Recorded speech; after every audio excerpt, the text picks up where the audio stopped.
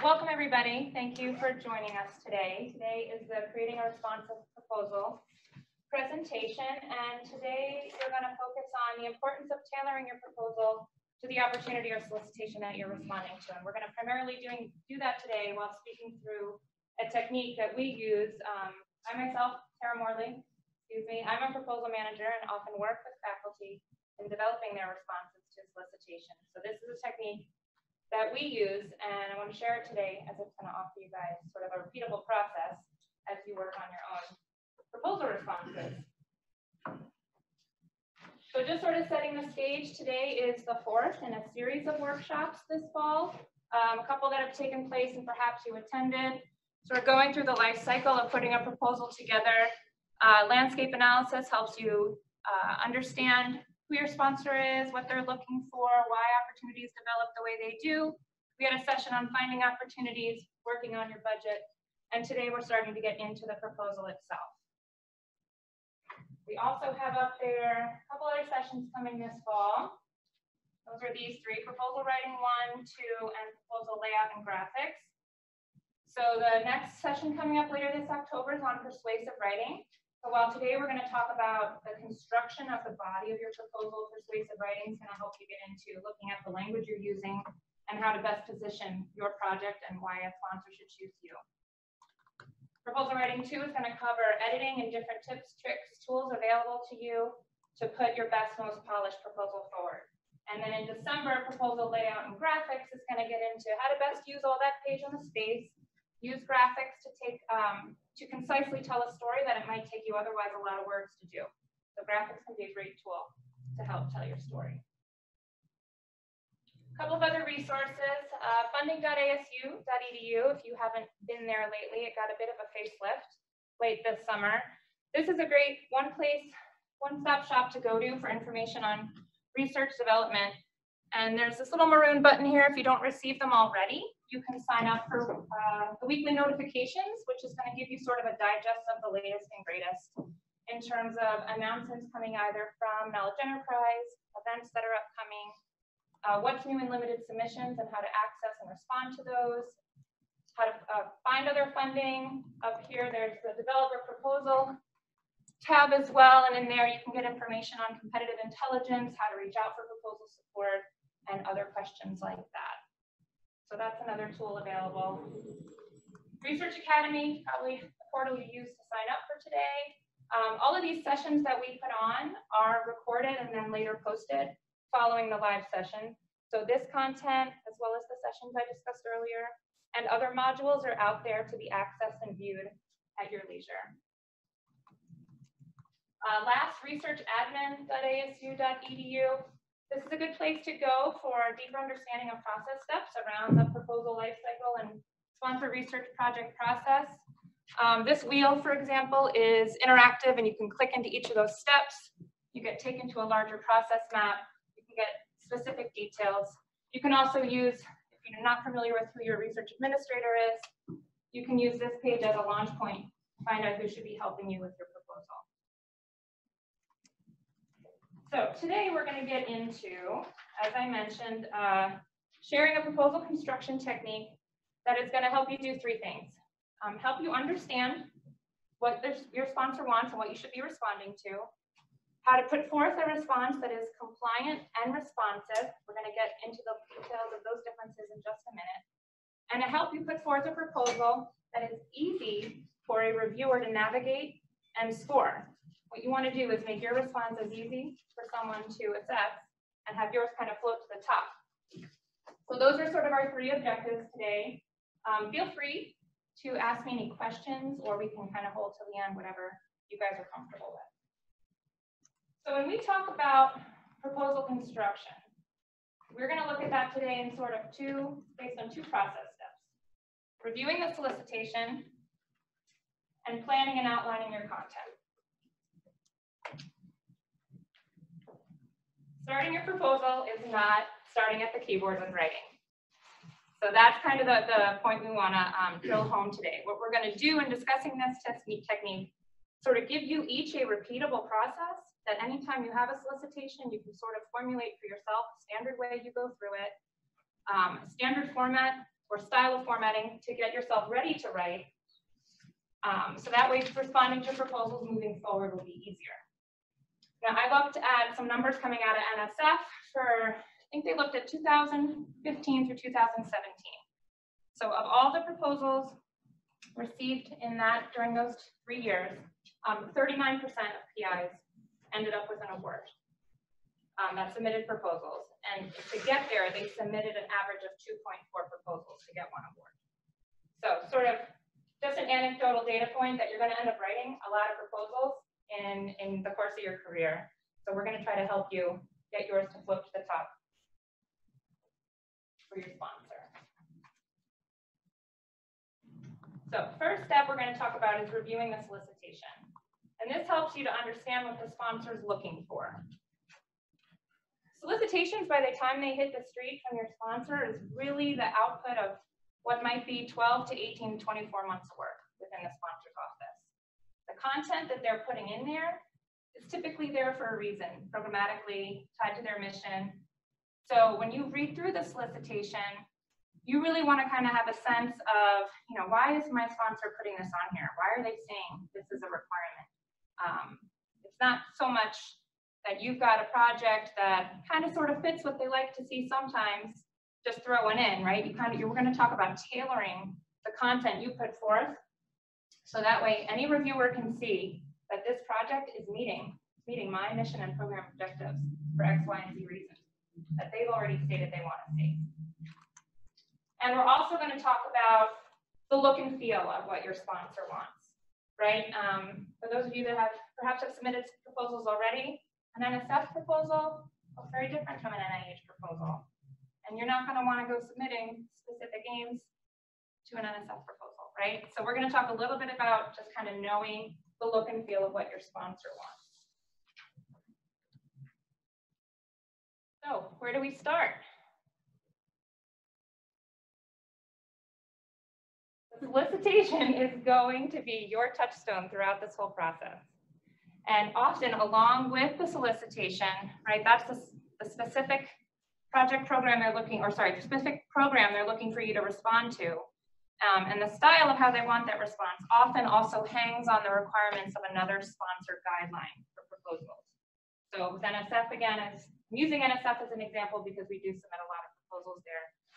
They have the PAPPG. If you're not already familiar with that, when you get into writing a proposal, you're going to have your hands in both the solicitation as well as the PAPPG to make sure that you're going to submit a compliant response that will not be returned without review. Okay. Just explain what it is. It's just NSF's overall guidance for how proposal submissions and guidelines that need to be followed for submitting. They're going to give you some policy information. It's like policy. Oh gosh, I cannot even think of what page. Just the proposal guide. Yeah, the proposal guide. Thank you. Didn't mean to put you. No, that's okay. I get so used to using the acronym. But NASA will have one. USDA has one. So there's just going to be sort of sponsor-specific guidelines. So I'm just going to pull up one. Right. So here's the solicitation NSF. This is one I worked on last year. This is the ExcelNet program. You're going to get a look at which directors are involved, right? Your deadlines. And then it's going to go through synopsis of the program, eligibility, budget information, and then eventually you're going to get into sort of the why, what's behind the program, why they're looking to solicit for proposals. And we're going to get into this one a little bit more deeply in a second. This one we thought was interesting when we were responding to it is that here, they listed a bunch of references here in this as background to their project description. So we pushed that out to all of our interested faculty members and said, NSF has called out all of these references for a reason as the basis of this program. And a lot of it looked at team science, international science collaborations, which is one of the bases of this program. So just kind of honing in on that point that what ends up on the page is usually here for a reason. So kind of give it a little bit of due diligence. Now this proposal this is in a PDF, but it's 19 pages, which is, right, quite a lot of text. 19 pages. What are they asking of me? So essentially, any solicitation that you're going to be looking at to respond to is ultimately asking for the PIs to respond to a handful of core questions, right? The sponsor has a mission or a need, and they want to know, what are you going to do to meet this need? How much will it cost? What are you spending the money on? Why are you the one to do it? Right? Those are kind of the core questions that any proposal response is going to get into. In terms of what are you going to do here, that's your technical narrative, right? Your research strategy. That's where you're outlining, your great idea and project. How much will it cost and what are you spending the money on? That's your budget justification, cost proposal. These often have different names depending on the sponsor. Why are you the one to do it? Often in the body of the proposal, there's a space for sort of, why you, why your team, who are you collaborating with? You justify, why is your mesh of expertise and the different disciplines you pulled together, why is that the right response? Your bio sketch would also fit in here as well. So those are kind of the core questions. And you'd also maybe ask, and these vary based on sponsor, what are you doing right now? Where are you planning to do it? Or what are you planning to do and where? How are you going to manage your information? How will you protect subjects? Who are your partners? How will you manage new ideas? Right? These may show up as supplemental document requests, additional documents that are part of your whole proposal package, right? What are you doing right now? That's like your current and pending.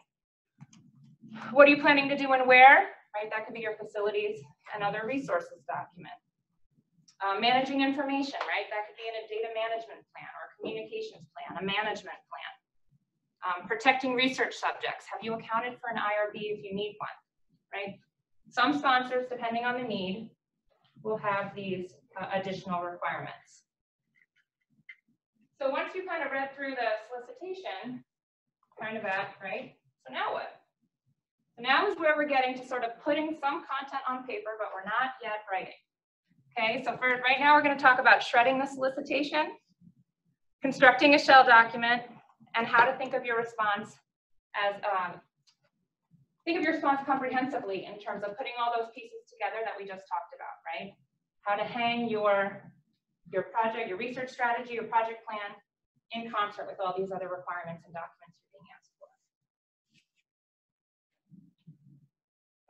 In shredding a solicitation, what you're going to do here, I like to do this with a hard copy. I'm not that tech savvy, or I guess desiring to be at this point, but I print out a copy. And what you need to do is comb through the solicitation, and you want to look for keywords and requirements, right? This is where your sponsor is highlighting what they're deeming important. You can highlight these with, a yellow highlighter. You can put Post-its and tab and flag pages. You can create a table if you want in Excel.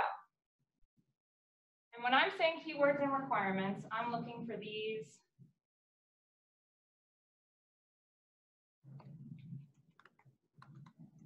Right? Proposals are expected to. You should. You must not. You may. Right? These are kind of keywords and other directed verbiage. Provide X, provide Y, demonstrate X. You want to look for these in your solicitation. Highlight them. Highlight them.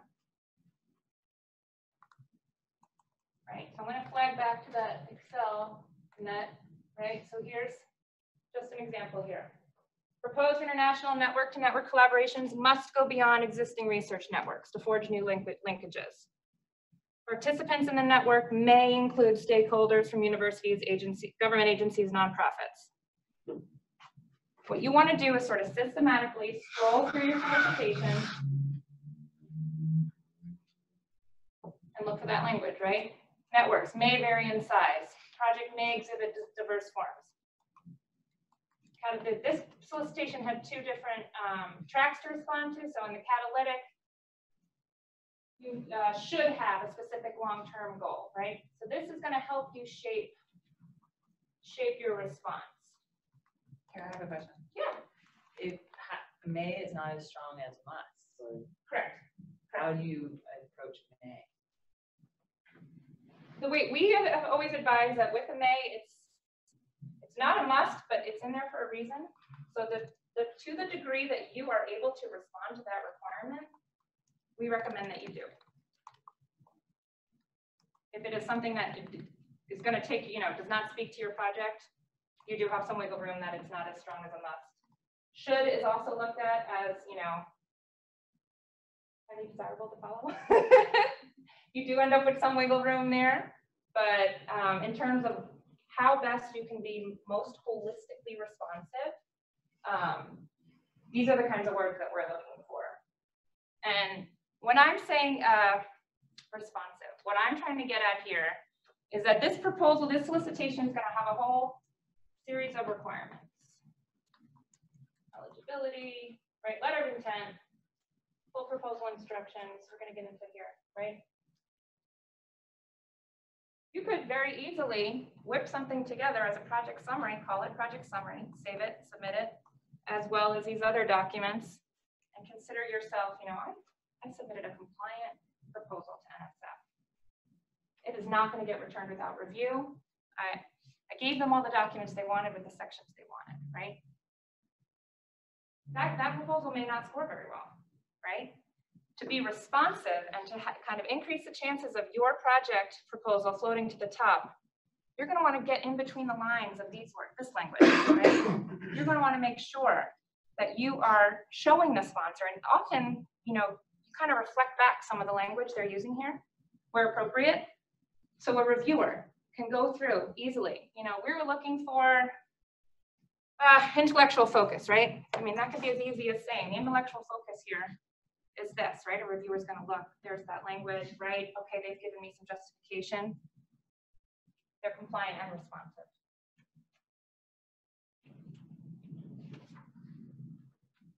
So now that we've got sort of a highlighted solicitation, the next thing you want to do is,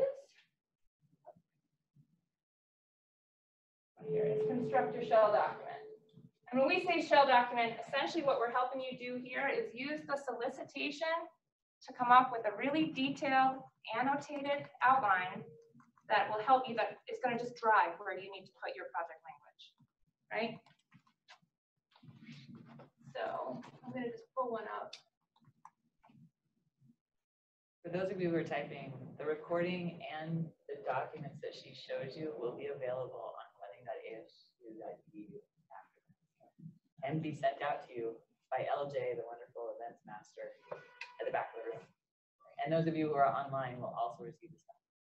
Thank you. Yeah. So here, right? Everyone knows it's so hard to open up a Word document that has that big blank white page and think, all right, I got to get started. Only 15 pages to go. So here, right, by toggling back and forth between your highlighted solicitation and a Word document, can outline what your sponsor is looking for. And in that solicitation, at some point, far away from where they stated the actual, what they're looking for, they'll give you some information as to what you're going to be evaluated on, review criteria. So right here, we've got a lot of content on this page, and it's going to help you organize your thoughts for how best to respond. Going back to how this is organized, and I'm going to walk you through an example of how to create this. Content in black, in this case, is solicitation requirement. I've used some red to highlight formatting or page requirements. Blue content is coming right out of the solicitation. This is a copy and paste of those must, may, shoulds, expected to, demonstrate, and then green here is review criteria. And I've put a little placeholder here, project text. So the way we like to proceed is that you've got all this sitting here. Now you can type, you can cut and paste from other sources as you have it, but it offers you an easy way to reflect back if what you're putting and proposing is going to hit those requirements. As you fill out your project text, you can very easily grab some of this content out, sit it in a comment if you use the comment feature in Word, and use that as a gut check as you continue to go through to make sure that you are hitting on all of the requirements. Or if you ask a peer or other colleague or review panel to look at it, to look at your draft, they too will have an easy reflection of what you're responding to. So to do this shell, I mean, this is as easy as just kind of setting up a style guide for yourself. You can use your sponsors in the solicitation. Like I know NSF for, let's say, they like to see, I'm going to call this 1, 2, 3. I'm going to submit this all in Arial 11. Right, and sorry, that's my header, so I'm going to want that bold. And you see up here, header for FOA 1, 2, 3 is going to give me that bold Arial 11.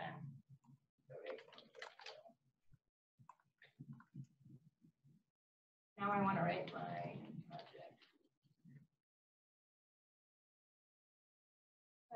Question. Okay.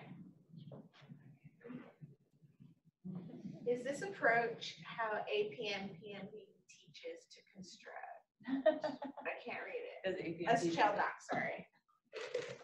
I'm sorry, could you say that again? Is this approach how APMP teaches to construct a shell doc?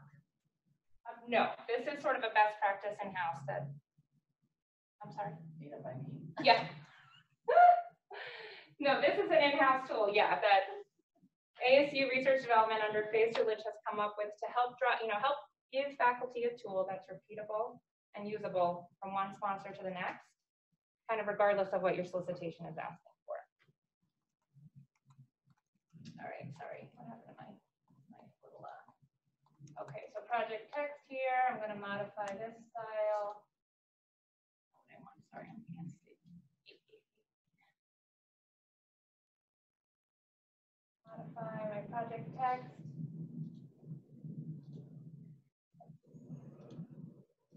I want that in Arial 11. Okay. So then as you go through, you can kind of build, and I didn't rename that one right there, but you could rename that text FOA 1, 2, 3 or whatever. And there's an option within here that you can just modify the style within this document. And not sort of right here, only in this document. And that way you don't end up with a bunch of different solicitation requirements in your word styles. So when it's done, you kind of end up with this.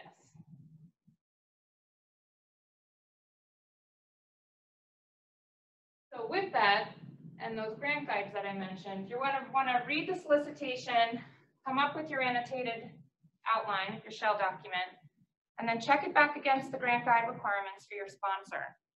NSF, for example, pretty standard on a one-page project summary. They want to see an overview, intellectual merit, broader impacts. They're not looking for other sections on that page, right? Project description, oftentimes 15 pages.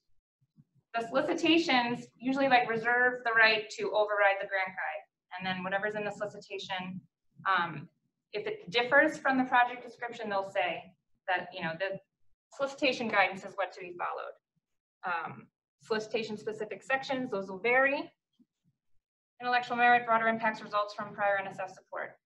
It's not going to say this part in your solicitation in this case, right? You need to look at your grant guide, your research administrator. May be able to help you with that, as well as that's where you're going to find, if it's not stated in the solicitation, you'll find font and margin requirements for your page. And then here's some from NIH as well, right? Here your project summary is not a full page, they want 30 lines of text. A narrative is 2 to 3 sentences. Very prescribed format for specific aims in one page. A strategy with these 3 sections among others. And then different font and text requirements.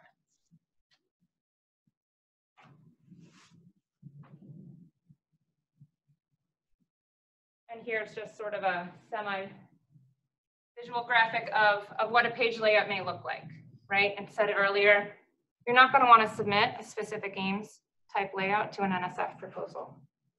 You're not going to want to give NIH intellectual merit and broader impacts, right? That's not what they're looking for.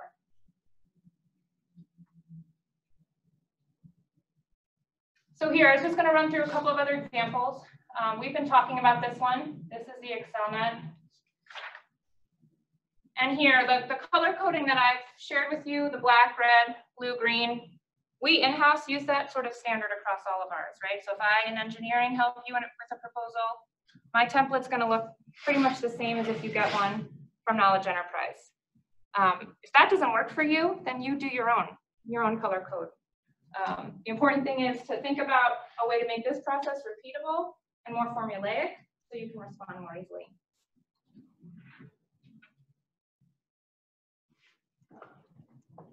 Here's NIH. I like to use the comments. So over there, I said, for the solicitation, these are going to be some other headers that you're not used to seeing, but are going to be required. And then later in the document, there they were. Sometimes the solicitation is going to be very prescribed and say, you may only spend, let's say, 1 page on innovation. If not, in cases where I'm working with a faculty member, something you might want to do for yourself is think about, sort of shape out your allotment of pages, right? Because you're going to end up over, you're going to have to cut it at some point, but it gives you, when you look at the review criteria and the types of bullets, response points, gives you something to kind of hang on. Like, I probably don't need to write 3 pages out of my 12 on something that's worth 10% of the evaluation criteria, right? I should probably give maybe 6 pages to the piece of the proposal that they're saying is worth 45% of my score. So that's something else to consider. Here's a State Department one. Right here, this is a good example of that scoring, right? Here they were giving a point value for sections. There was no prescribed page limit, so I was suggesting spend about this much here. This organizational capacity section was required, but these subheaders weren't. So I offered them as a way to organize content, suggested, not required. And then places, where the PI needed to make some decisions as far as other content. What else? I have one more. Okay, and then here's one from energy. Again, the annotated outline is really nice for when your sponsor has really niggly, tiny requirements. DOE was very specific about how you needed to have the FOA number you responded to and the assigned control number you were given in the header requirement, right? So put it in your template, cover it up front. Here we have a legend in terms of the colors that were used. This one had a cover page requirement, counts towards your overall 25-page limit, right? Something to keep in mind as you get writing. These were all the pieces you had to address. Of course, once it's written, you have liberty to fuss with spacing and overall outline, but you're going to have an idea of how to hang that all together. And then the last thing I wanted to just cover today is that, your project proposal, your technical narrative, that's sort of the meat of your work, your research, all that good stuff. But it is one piece of this whole package that you're being asked to respond to. So again, for yourself, before you start writing and you look at your annotated outline, you can think through for yourself, where are my opportunities here to show those cross-references and dovetail what I'm writing to in the technical narrative to these other pieces, right? If you've read a note for yourself that you want to propose the use of some software in your technical narrative, make sure you have that covered for in your budget.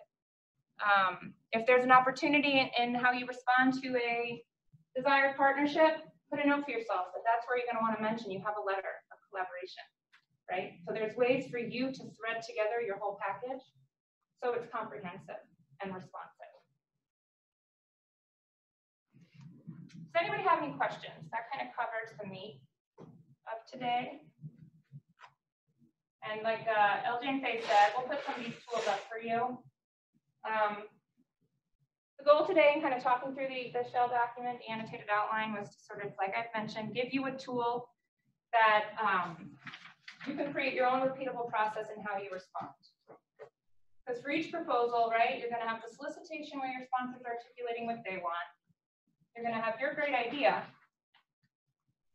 And it's going to be sitting in this golden star space, right, where responsiveness as well as compliance is going to help your proposal float to the top.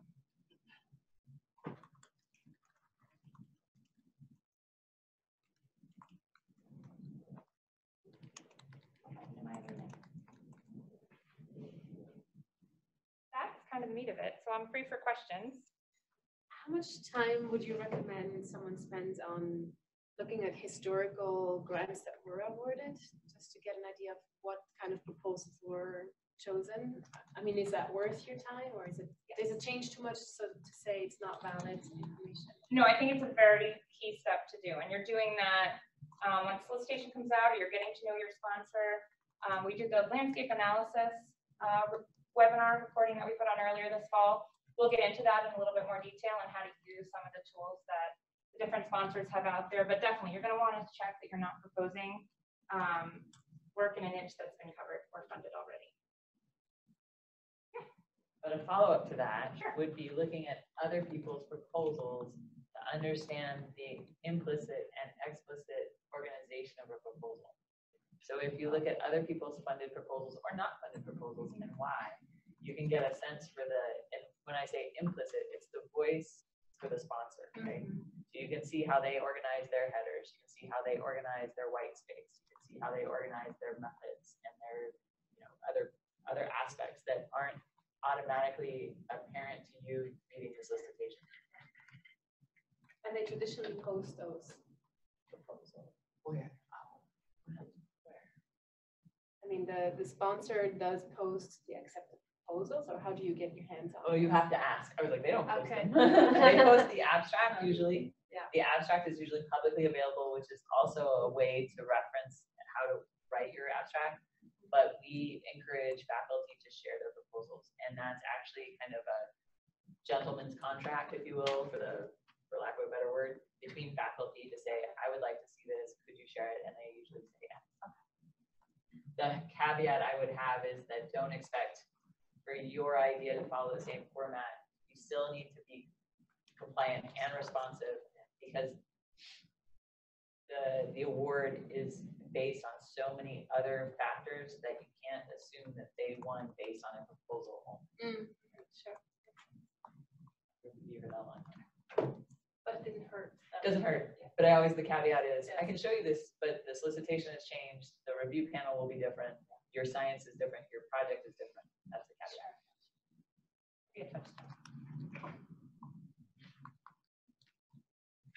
Is there any other questions? Anyone online?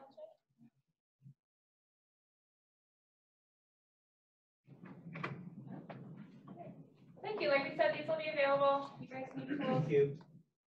Oh, there's a question. Okay. Of course. Oh, yeah. Where will this presentation be posted? So this will be posted in Research Academy. No? Funding. Recording? Funding. Oh, sorry. It's funding done. It will also be emailed out to all of those that are registered. Thank you. Thank you. Thank you.